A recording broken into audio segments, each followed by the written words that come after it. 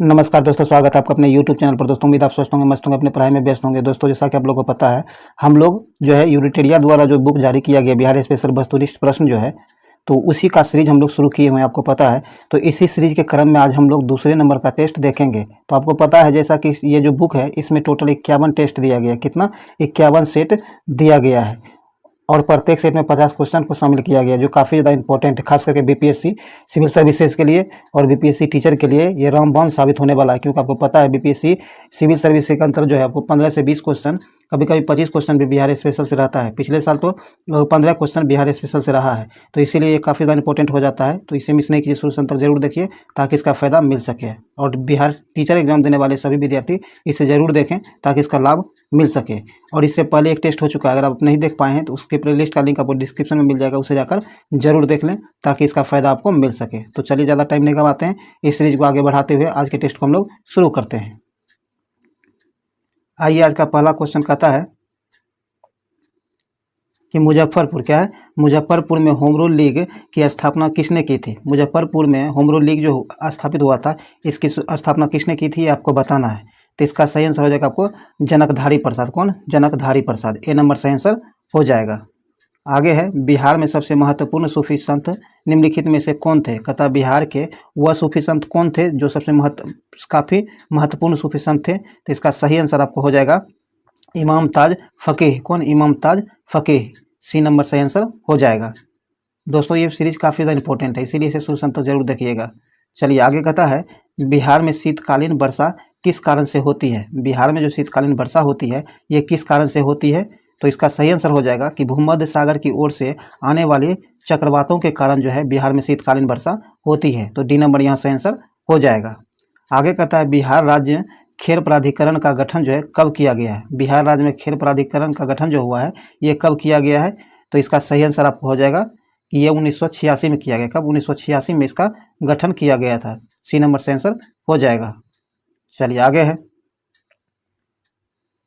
आगे कहता है अशोक के शिलालेखों में प्रयुक्त भाषा थी। कहता अशोक जो शिलालेख लिखवाए थे उनके शिलालेखों में कौन सी भाषा का प्रयोग किया गया था? तो प्राकृत भाषा का। किसका? प्राकृत भाषा का प्रयोग किया गया था। तो ध्यान रखिएगा, यहाँ बी नंबर से आंसर होगा प्राकृत भाषा में। आगे कहता है कि वर्ष 1911 में, कब? वर्ष 1911 में केंद्रीय विधान परिषद में बंगाल और बिहार, कहाँ? बंगाल और बिहार के विभाजन का प्रस्ताव किसने पेश किया था? ये आपको पूछ रहा है कि वर्ष 1911 में जब केंद्रीय विधान परिषद में जो है आपको बंगाल और बिहार को लेकर के विभाजन का प्रस्ताव जो पेश किया गया था ये किसके द्वारा किया गया था, ये आपको बताना है। तो इसका सही आंसर हो जाएगा आपको सच्चिदानंद सिन्हा और मोहम्मद अली। कौन? मोहम्मद अली। तो यहाँ डी नंबर से आंसर हो जाएगा। दोस्तों, ध्यान में होगा कि पिछले टेस्ट में आपको सैफुद्दीन किचलू कराया गया था, तो वो जो है प्रस्ताव लाया था, पेश इन्होंने किया था, ये ध्यान रखिएगा। चलिए, आगे बढ़ते हैं।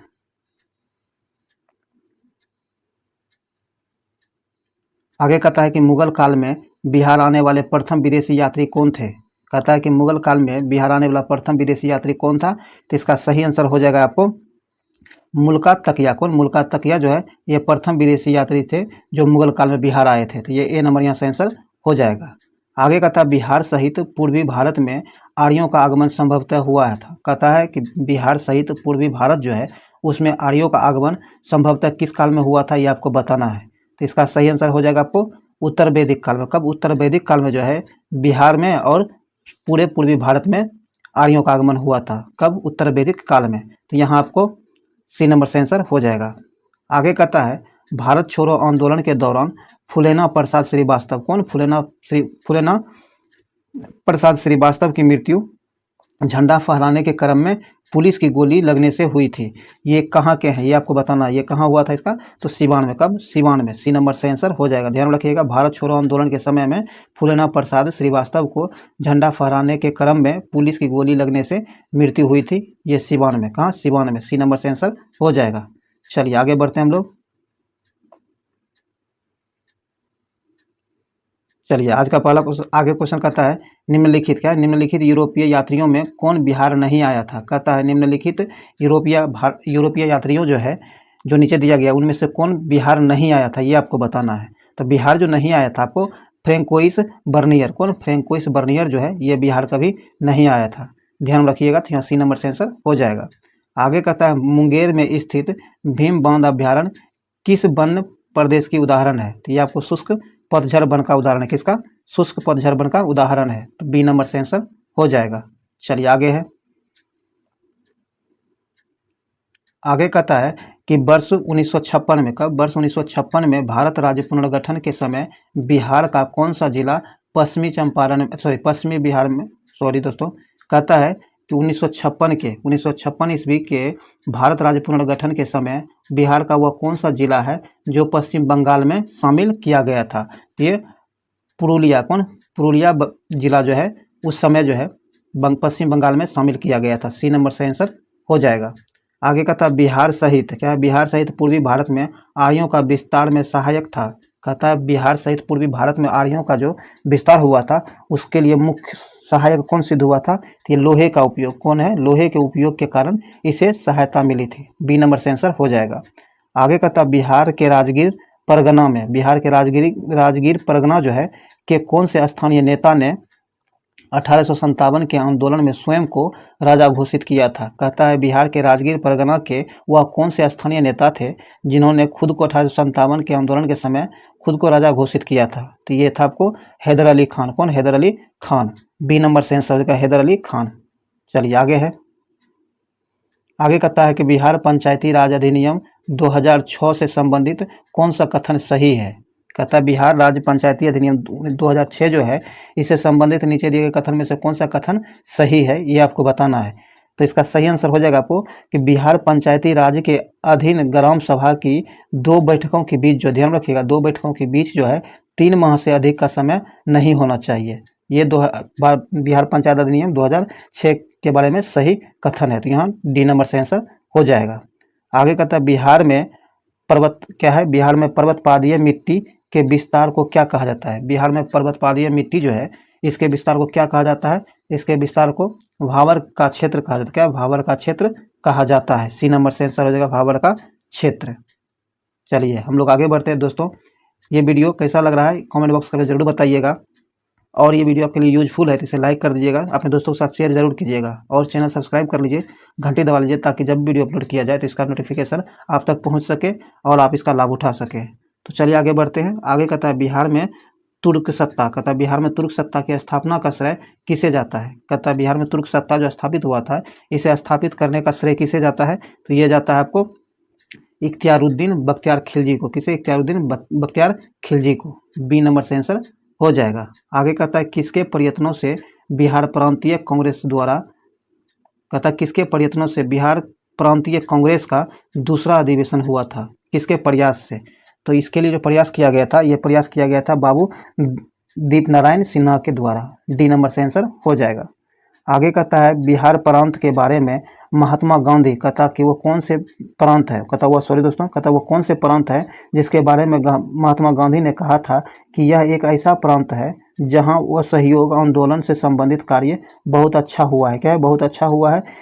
ऐसा किस लिए कहा था? ऐसा इसलिए कहा था क्योंकि यहाँ के नेता अहिंसा का मर्म समझते हैं। क्या है? अहिंसा का मर्म जो है समझते हैं। तो ये बिहार के बारे में गांधी जी के द्वारा कहा गया था। काफ़ी ज़्यादा इंपॉर्टेंट है, ध्यान में जरूर रखिएगा। तो बी नंबर से आंसर हो जाएगा बिहार। किसने कहा था? तो गांधी जी ने कहा था, ये ध्यान रखिएगा। चलिए आगे बढ़ते हैं। आगे कहता है कि बिहार में उपनिषद काल में ब्राह्मण धर्म तथा ज्ञान का महान केंद्र था। कहता है उपनिषद काल जो था बिहार में उस समय ब्राह्मण धर्म और ज्ञान का जो है महान केंद्र क्या था? तो विदेह था। कौन? विदेह। सी नंबर से आंसर हो जाएगा विदेह। आगे कहता है बिहार पर गहरवालों के अभियान का प्रमाण मिलता है। ये प्रमाण मिलता है आपको मनेर ताम्रपद से। कहाँ? मनेर ताम्रपद से इसका प्रमाण मिलता है। ए नंबर से आंसर होगा मनेर ताम्रपद। आगे कहता है कुंवर सिंह ने 26 मार्च 1858 ईस्वी को किस जिले पर अधिकार स्थापित किया था? तो ये किया था आपको आजमगढ़ पर। काम आजमगढ़ जिले पर अपना अधिकार स्थापित किया था। किसने? कुंवर सिंह ने। तो यहाँ आपको सी नंबर से आंसर हो जाएगा। चलिए आगे बढ़ते हैं। आगे कहता है बिहार के एस्बेस्टस, कहता है बिहार में एस्बेस्टस जो एक चमकीला तथा रेशेदार खनिज है यह कहाँ पाया जाता है? तो यह जो है बिहार के अंदर मुख्य रूप से आपको मुंगेर में पाया जाता है। कहाँ? मुंगेर में मुख्य रूप से पाया जाता है। डी नंबर से आंसर हो जाएगा। आगे कहता है बिहार के किस मुगल सूबेदार ने रोहतास को अपनी राजधानी बनाया था। कहता है बिहार के वो कौन से सूबेदार हुए हैं जो रोहतास को अपनी राजधानी बनाया था। तो इसका सही आंसर आपको हो जाएगा राजा मान सिंह। कौन? राजा मान सिंह ने रोहतास को अपनी राजधानी बनाया था। तो यहाँ बी नंबर से आंसर हो जाएगा। आगे कहता है बिहार के किस स्थान पर ऐतिहासिक नेपाली मंदिर स्थित है। कहता है बिहार का वह स्थान कौन सा है जहाँ ऐतिहासिक नेपाली मंदिर स्थित है। तो इसका सही आंसर हो जाएगा आपको हाजीपुर में। कहाँ? हाजीपुर में जो है ऐतिहासिक नेपाली मंदिर स्थित है। बी नंबर से आंसर हो जाएगा। चलिए आगे कहता है बिहार को कितने भूकंप जोन में बांटा गया है। ध्यान रखिएगा, पिछले सेट में आपको कराया गया था कि बिहार के कुछ जिले का नाम दिया गया था, वो किस जोन के अंतर्गत आता है। तो 5 जोन के अंतर्गत आता था। और यहाँ पूछा गया है कि बिहार को कितने भूकंप जोन में विभाजित किया गया है। तो ध्यान रखिए बिहार को 3 भूकंप जोन में विभाजित किया गया। किसमें? 3 भूकंप जोन में विभाजित किया गया है। तो यहाँ ए नंबर से आंसर हो जाएगा 3। चलिए आगे कहता है किस पाल शासक के समय कर्नाट वंश का उदय हुआ था। कहता है वो कौन से पाल शासक थे जिसके समय में कर्नाट वंश का जो है उदय हुआ था। तो ये उदय हुआ था आपको रामपाल के समय में। कब? रामपाल के समय में। डी नंबर से आंसर हो जाएगा रामपाल। चलिए आगे है। आगे कहता है किस राज्य में सर्वप्रथम अल्पसंख्यक आयोग को वैधानिक अधिकार प्रदान किया गया। कहता हुआ कौन सा राज्य है जहां सर्वप्रथम अल्पसंख्यक को जो है वैधानिक अधिकार प्रदान किया गया था। तो ये अपना राज्य बिहार था। कौन? बिहार था। यहाँ ए नंबर से आंसर होगा बिहार। आगे कहता है बिहार में खाद्य प्रसंस्करण और वनस्पति बनाने का कारखाना कहाँ स्थित है। कहता है बिहार में खाद्यान्न प्रसंस्करण और वनस्पति बनाने का जो है कारखाना कहाँ है। तो इसका सही आंसर हो जाएगा पटना और औरंगाबाद। कहाँ? पटना और औरंगाबाद। बी नंबर से आंसर हो जाएगा। आगे कहता है बिहार को सर्वप्रथम अपने साम्राज्य में मिलाने वाला मुगल शासक कौन था। कहता वह मुगल शासक कौन था जिन्होंने बिहार को सर्वप्रथम मुगल साम्राज्य में मिलाया था। तो इसका सही आंसर हो जाएगा आपको अकबर। कौन? अकबर। सी नंबर से आंसर हो जाएगा अकबर। आगे है बिहार में अफगान सत्ता क्या है। बिहार में अफगान सत्ता के आरंभिक उत्कर्ष में महत्वपूर्ण भूमिका किसकी थी। तो इसमें महत्वपूर्ण भूमिका जो थी नुहानी काबिलों की। किसकी? नुहानी काबिलों की महत्वपूर्ण भूमिका थी। डी नंबर से आंसर हो जाएगा। तो 31 का आपको क्या हो जाएगा? D number. चलिए आगे बढ़ते हैं। दोस्तों चैनल पर अगर आप नए हैं, अगर अभी तक सब्सक्राइब नहीं किया तो सब्सक्राइब करके घंटी जरूर दबा लीजिए ताकि आने वाले वीडियो का नोटिफिकेशन सबसे पहले आप तक पहुंच सके। और अपने दोस्तों के साथ शेयर जरूर कीजिए, कमेंट जरूर कीजिए ताकि जो भी कमी हो उसे सुधार किया जा सके। चलिए आगे बढ़ते हैं। आगे कहता है बिहार में साइमन कमीशन के बहिष्कार का निर्णय किसके नेतृत्व में लिया गया था। कहता बिहार में साइमन कमीशन जो है इसका जो बहिष्कार करने का निर्णय लिया गया था किसके नेतृत्व में लिया गया था। तो इसका सही आंसर हो जाएगा आपको अनुग्रह नारायण सिन्हा के नेतृत्व में जो है साइमन कमीशन जो है इसका बहिष्कार करने का निर्णय लिया गया था अनुग्रह नारायण सिन्हा के नेतृत्व में। तो यहाँ डी नंबर से आंसर हो जाएगा। आगे कहता है कि निम्न में से कौन सा समूह की नदियाँ। कहता निम्नलिखित में से वो कौन सी नदियों का समूह है जो बिहार और उत्तर प्रदेश के बीच सीमा बनाती है। देखिएगा ये काफ़ी ज़्यादा इंपॉर्टेंट है, आपको एग्जाम में बहुत बार पूछ लिया गया है कि बिहार और यूपी के बीच उत्तर प्रदेश जो है उसके बीच कौन सी नदियाँ सीमा बनाती है। तो ये आपको ध्यान रखना है। तो यहाँ जो है नदी के समूह हो जाएगा कर्मनाशा, गंडक और घाघर। कौन? कर्मनाशा, गंडक और घाघरा। तो यहाँ सी नंबर से आंसर हो जाएगा। ये आप जरूर ध्यान रखिएगा, इनमें से कोई एक दे देगा ऑप्शन में, आपको पूछ लेगा, तो इसे ध्यान रखिएगा। बहुत बीपीएससी में पूछा भी गया है। आगे कहता गुप्त काल की एक सुंदर कार्तिकेय की मूर्ति किस जिले में प्राप्त हुई है। तो इसका सही आंसर हो जाएगा आपको शाहाबाद। सी नंबर से आंसर हो जाएगा शाहाबाद। यहाँ बुक में शाहाबाद सी दिया गया, ध्यान रखिएगा। चलिए आगे है। कहता बिहार के क्रांतिकारी नेता खुदीराम बोस जो है इनके वकील निम्नलिखित में से कौन थे। कहता बिहार के क्रांतिकारी नेता खुदीराम बोस जो थे इसके वकील कौन थे। तो इसका वकील जो था कालिदास बसु था। कौन? कालिदास बसु खुदीराम बोस के वकील थे। डी नंबर से आंसर हो जाएगा कालिदास बसु। आगे कहता जीविका बिहार सरकार की एक पहल है, इसका संबंध किससे है। कहता जीविका जो है यह बिहार सरकार की एक पहल है, इसका संबंध किससे है। तो इसका संबंध जो है इसका संबंध आपको हो जाएगा गरीबी उन्मूलन से। किससे? गरीबी उन्मूलन से। तो यहाँ सी नंबर से आंसर हो जाएगा। आगे है बिहार में किस राज्यपाल के कार्यकाल में सर्वप्रथम राष्ट्रपति शासन लागू हुआ था? कहता हुआ कौन से बिहार के राज्यपाल हुए हैं जिसके शासनकाल में सर्वप्रथम बिहार में राष्ट्रपति शासन लागू हुआ है? काफ़ी ज़्यादा इंपॉर्टेंट है, ये आपको एग्जाम में पूछा जा सकता है। तो ये आपको थे नित्यानंद कानूनगो। कौन? नित्यानंद कानूनगो के समय में बिहार में प्रथम बार राष्ट्रपति शासन लागू हुआ था। दोस्तों कमेंट बॉक्स में आप जरूर बताइएगा कि सर्वप्रथम बिहार में कब जो है राष्ट्रपति शासन लागू हुआ था, ये जरूर बताइएगा आप लोग। चलिए आगे बढ़ते हैं। आगे कहता है सरकी वंश। क्या है? सरकी वंश के किस राजा ने मैथिली भाषा के प्रसिद्ध कवि विद्यापति को संरक्षण प्रदान किया था? कहता है सरकी वंश के वो कौन से राजा हुए हैं जो मैथिली भाषा के प्रसिद्ध कवि विद्यापति, क्या है, विद्यापति का संरक्षण को जो है संरक्षण, सॉरी दोस्तों, को संरक्षण प्रदान किया था? तो इसका सही आंसर आपको हो जाएगा इब्राहिम शाह सरकी। ए नंबर से आंसर हो जाएगा। चलिए आगे कहता है फल्गु नदी जो है, फल्गु नदी पर बने देश के सबसे लंबे रबर डैम जिसका नाम गयाजी डैम है कि कुल लंबाई कितनी है? तो इसकी कुल लंबाई जो है आपको 441 मीटर है। कितना? 441 मीटर इसकी कुल लंबाई है। ए नंबर से आंसर हो जाएगा। यह भी क्वेश्चन बीपीएससी के अंदर पूछा जा चुका है। आगे कहता है शेरशाह ने अपने संपूर्ण साम्राज्य को कितने संपूर्ण सरकार जो था उसे कितने सरकारों में विभाजित किया था? कहता है शेरशाह जो है इन्होंने अपने संपूर्ण साम्राज्य को कितने सरकारों में विभाजित किया था, ये आपसे पूछा गया है। तो इसका सही आंसर हो जाएगा 47 सरकारों में। किसमें? 47 सरकारों में विभाजित किया था। तो डी नंबर यहाँ सही आंसर हो जाएगा। चलिए आगे बढ़ते हैं। आगे कहता है कि निम्न में कौन बिहार के प्रथम लोकायुक्त थे? कहता है कि बिहार के प्रथम लोकायुक्त कौन थे? तो ये आपको पता है वासुदेव सोहानी थे। कौन? वासुदेव सोहानी जो था प्रथम बिहार के लोकायुक्त थे। यहाँ ए नंबर से आंसर हो जाएगा। आगे कहता है 1857 के विद्रोह के समय पटना डिवीजन का कमिश्नर कौन था? कहता 1857 की क्रांति जो चल रही थी उस समय पटना डिवीजन का कमिश्नर कौन था, ये आपको बताना है।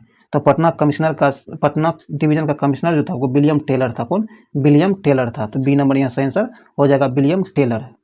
चलिए आगे बढ़ते हैं। दोस्तों ये वीडियो आपके लिए अगर यूजफुल है तो इसे लाइक जरूर कीजिए, शेयर जरूर कीजिए, कम से कम शेयर तो जरूर कीजिए ताकि मैक्सिमम लोगों तक पहुंच सके और इसका फ़ायदा मैक्सिमम लोग उठा सके। और चैनल पर नए हैं तो चैनल सब्सक्राइब करके हमें सपोर्ट जरूर करें ताकि हमें भी मोटिवेशन मिले आप लोगों के लिए काम करने के लिए। चलिए आगे कहता है बिहार में 1835 ईस्वी में पहला जिला स्कूल कहाँ खोला गया था? कहता बिहार में 1835 ईस्वी में जो है पहला जिला स्कूल कहाँ खोला गया था? तो ये आपको ही पता है, थोड़ा बहुत गैस करके बना सकते हैं। तो ये आपको पटना में, कहाँ? पटना में, क्योंकि कोई भी चीज़ स्टार्टिंग में होगा तो ज़्यादातर चांस है कि राजधानी में ही होने की संभावना होती है। वैसे एग्जैक्ट जानते हैं तो अच्छी बात है। यहाँ बी ए नंबर सेंस होगा पटना में। बिहार का पहला जिला स्कूल पटना में खोला गया था 1835 ईस्वी में। ध्यान रखिए 1835 ईस्वी में ही खोला गया था। आगे कहता कैमूर पठार। क्या है? कैमूर पठार जो है किसके लिए प्रसिद्ध है? कैमूर का पठार जो है ये आपको भी पता है, कैमूर का पठार चूना पत्थर के लिए प्रसिद्ध है। किसके लिए? चूना पत्थर के लिए प्रसिद्ध है। तो यहाँ आपको डी नंबर से आंसर होगा चूना पत्थर। आगे कहता है बिहार औद्योगिक क्षेत्र विकास प्राधिकरण। कहता है बिहार औद्योगिक क्षेत्र विकास प्राधिकरण की स्थापना जो है किस वर्ष किया गया था? तो इसकी स्थापना जो किया गया था आपको 1974 में किया गया था। कब? 1974 में। बी नंबर से आंसर हो जाएगा। चलिए आगे है। आगे कहता है बिहार में विधान परिषद की प्रथम बैठक कब हुई थी? कहता है बिहार में जो है प्रथम विधान परिषद जो हुआ था इसकी प्रथम बैठक कब हुई थी? तो ये हुआ था आपको 20 जनवरी 1913 में। कब? 20 जनवरी 1913 में बिहार में प्रथम विधान परिषद की बैठक हुई थी। तो ए नंबर से आंसर हो जाएगा। आगे कहता है घाघरा, जिसे सरयू भी कहा जाता है, नदी बिहार में किस स्थान पर गंगा में जाकर मिलती है? तो ये मिलती है आपको रिविलगंज। कहाँ? रिविलगंज में गंगा में जाकर मिलती है बिहार के अंदर। बी नंबर से आंसर हो जाएगा। आगे है बिहार में फल अनुसंधान एवं विकास संस्थान कहाँ स्थित है? बिहार में फल अनुसंधान एवं विकास संस्थान जो है कहाँ स्थित है? तो यह स्थित है आपको भागलपुर में। कहाँ? भागलपुर में स्थित है। ए नंबर से आंसर हो जाएगा भागलपुर। चलिए आगे है। अगला क्वेश्चन कहता है बिहार में पहली बार पक्षियों की गिनती कब की गई थी? बिहार में जो है पहली बार पक्षियों की गिनती कब की गई थी? तो ये आपको पता है कि अप्रैल 2022 में की गई थी। कब? अप्रैल 2022 में बिहार में प्रथम बार पक्षियों की गणना की गई थी। सी नंबर से आंसर हो जाएगा अप्रैल 2022 में। आगे निम्न में से कौन सही सुमेलित नहीं है, ध्यान रखिएगा, पूरा क्वेश्चन जरूर पढ़िएगा। निम्नलिखित में से कौन सुमेलित नहीं है, ये आपको पूछा गया है। तो इसका सही आंसर हो जाएगा आपको अजय झील रोहतास, ये सुमेलित नहीं है। तो यहाँ सी नंबर सही आंसर हो जाएगा। बाकी आपको जगतपुर झील भागलपुर, मत्स्यगंधा झील सहरसा और खड़गपुर झील मुंगेर, ये तीनों सुमेलित है, सी नंबर सुमेलित नहीं है। तो यहाँ सी नंबर सही आंसर हो जाएगा, जो सुमेलित नहीं पूछा है तो इसलिए सी नंबर सही आंसर हो जाएगा। तो दोस्तों ये वीडियो यहीं समाप्त होता है। उम्मीद है वीडियो आपके लिए यूजफुल जरूर रहा होगा। अगर आपको लगता है वीडियो आपके लिए यूजफुल है तो आप इसे लाइक कर दीजिए, शेयर आप अपने दोस्तों के साथ जरूर कीजिए। जितने भी ग्रुप है सबों में शेयर जरूर कीजिए, चाहे टेलीग्राम हो या व्हाट्सअप ग्रुप हो उसमें शेयर कीजिए।